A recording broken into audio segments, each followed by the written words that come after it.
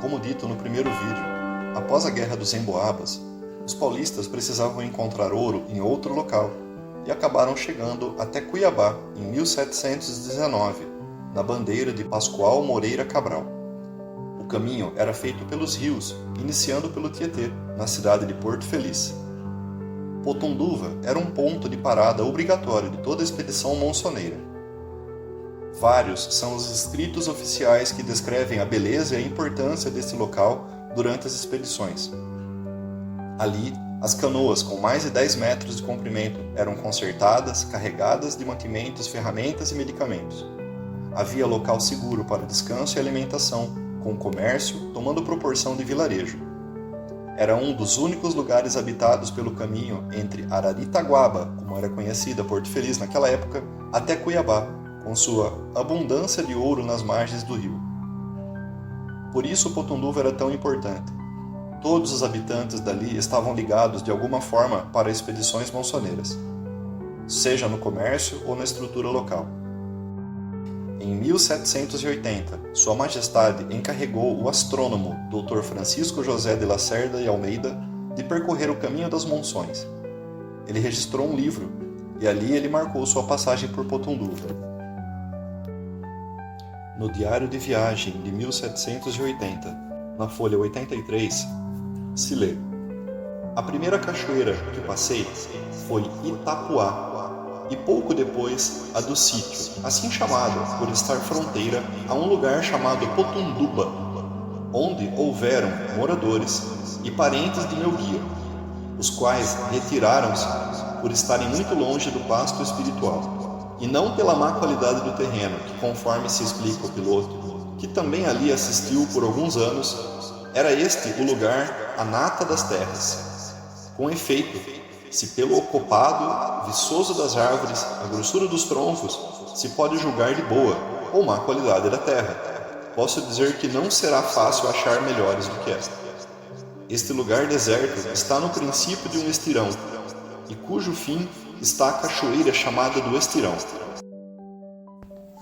Agora olhem esse mapa da Capitania de São Paulo, elaborado entre 1743 e 1753, mostrando a Potunduba como um ponto de parada. Sim, Potunduva teve várias e várias denominações, variando a grafia conforme os indígenas do local. Porém, quando as minas de ouro se esgotaram em Cuiabá, o caminho pelo rio deixou de ser utilizado, e aos poucos os habitantes de Potunduva foram deixando o local, até praticamente se tornar desabitado. Naquela época, alguns políticos ficaram tão vislumbrados com o local que tinham a intenção clara de fazer em Potunduva a primeira grande cidade do sertão do estado de São Paulo. Veja o que escreveu Francisco Peixoto de Souza Machado ao capitão-mor de Porto Feliz, Antônio da Silva Leite, em 22 de maio de 1820. O terreno, situado à margem do Tietê, no lugar denominado Potunduva, oferece aos viajores um golpe de vista pitoresco e agradável. O solo é fértil, o contorno abundante de caça e coberto de um dilatado bosque de alvoredo majestoso. O ar é saudável, o rio navegável e saz piscoso. Tão interessantes propriedades onde atrair moradores àquele lugar. E é de esperar que não leve-nos a ser habitado, à vista do alcance das sesmarias ultimantes, concedidas que quase já atingem aquelas paragens. Uma colônia de agricultores situadas naquele lugar não deixaria de ser vantajosa, porém estas vantagens não seriam tão prontas e brilhantes que pagassem apenas da colonização e dos grandes gastos para que este fim faria o Estado. Quanto mais que é de esperar que este lugar se povoe independentemente do numerário real, assim como uma após outra se tem povoado: Parnaíba, Itu, Porto Feliz e Pirapora.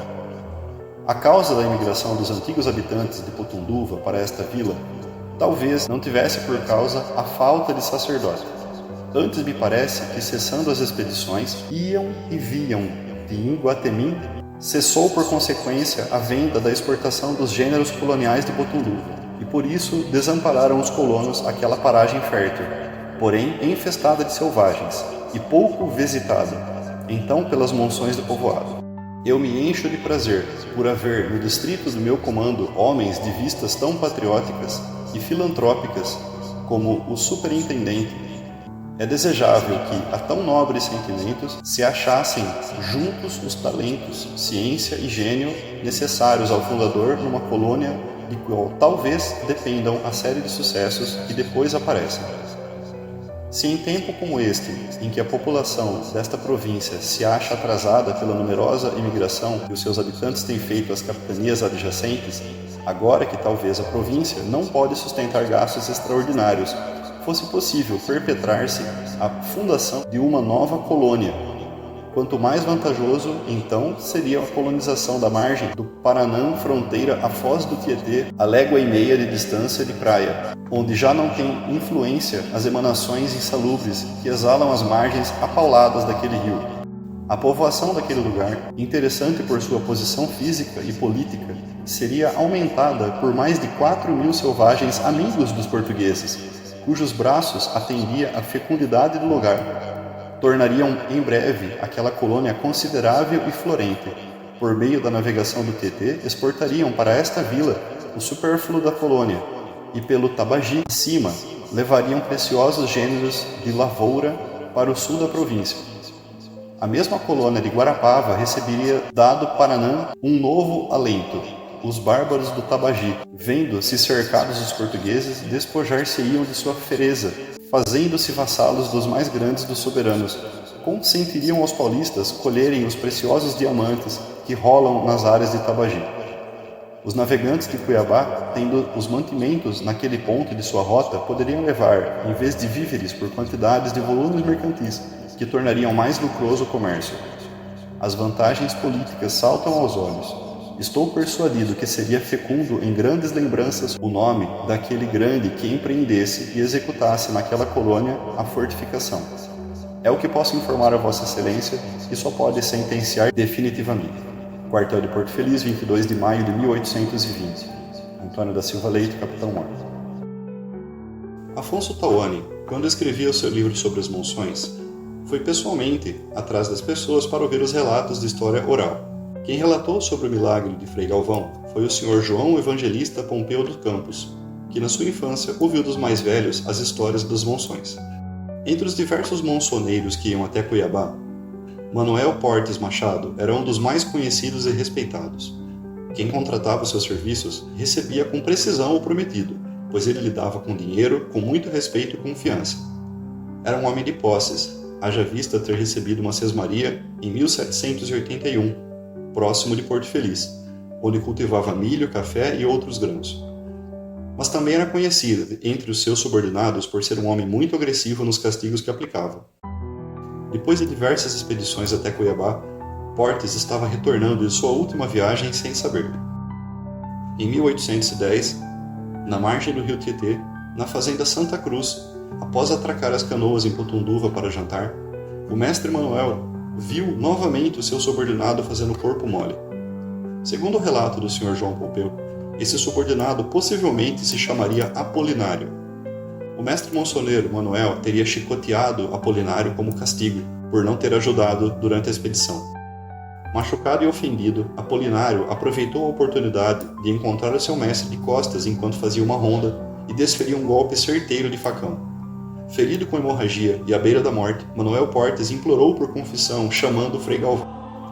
Naquele momento, o Frei Galvão estava rezando uma missa em São Paulo e teria avisado os fiéis ali presentes que um moribundo precisava de sua ajuda e pediu que todos rezassem uma Ave Maria.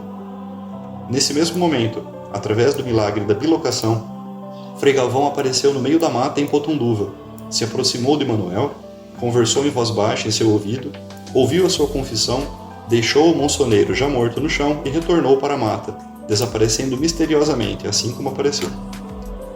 Antônio de Santana Galvão nasceu em 1739 em Guaratinguetá e faleceu em São Paulo em 1822.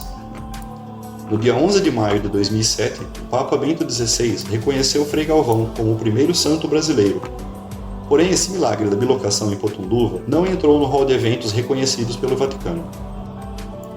No local de morte e sepultamento de Manuel Portes Machado foi erguido um simples cruzeiro que foi substituído inúmeras vezes entre madeira e ferro. No início dos anos 40, fiéis retiraram a cruz de ferro que estava ali e construíram a primeira capelinha em homenagem ao Frei Galvão. Os devotos iniciaram romarias até esse lugar, pedindo e agradecendo por graças alcançadas. O padre A. Ortoman colocou nessa capela uma tabuleta com algumas figuras e inscrição em pirogravura, mostrando o Frei Galvão no momento da confissão, e escreveu: "Neste presente lugar, dizem que houve o prodígio de Frei Galvão, vindo de São Paulo, confessar Manuel Portes que estava à beira da morte." A tabuleta acabou sumindo sem registro, podendo ter sido queimada pelas velas deixadas pelos fiéis ou levada por canoeiros que pediam proteção. Essa primeira capelinha ficava nas terras da fazenda Santa Cruz de Araras, muito próxima da margem direita do rio Tietê. Na época era propriedade dos irmãos Dilermando e Eduardo Vasconcelos Romão. Ficava distante 2 km da sede da fazenda e a 3 km da cidade de Jaú. Apesar de distante e deserto, neste local, durante todo o ano, iam pessoas cumprir promessas ou pedir milagres. Uma forte cheia do rio Tietê acabou levando embora a capelinha, destruindo-a completamente. Em meados dos anos 60, poucos metros mais alta no morro da margem, foi construída uma segunda capela, um pouco maior e com mais recursos. Porém, essa segunda capela ficou submersa quando construíram a barragem de Bariri, em novembro de 1965. Nos anos 80, foi construída a terceira capela em homenagem ao santo dentro do condomínio Frei Galvão, no alto do morro, desta vez protegida das águas dentro do condomínio. O relato do Sr. Pompeu coincide com a história contada em diversas outras paradas em outras cidades, cada um acrescentando ou tirando algumas informações. Por exemplo, tem uma história que diz que no momento que Portes chamou por Frei Galvão, ele não estava rezando uma missa, mas sim ensinando catecismo às crianças. Como estamos falando de um fato ocorrido há mais de 200 anos, o que importa nesse ponto é o que todos os relatos confirmam: a bilocação do santo Frei Galvão.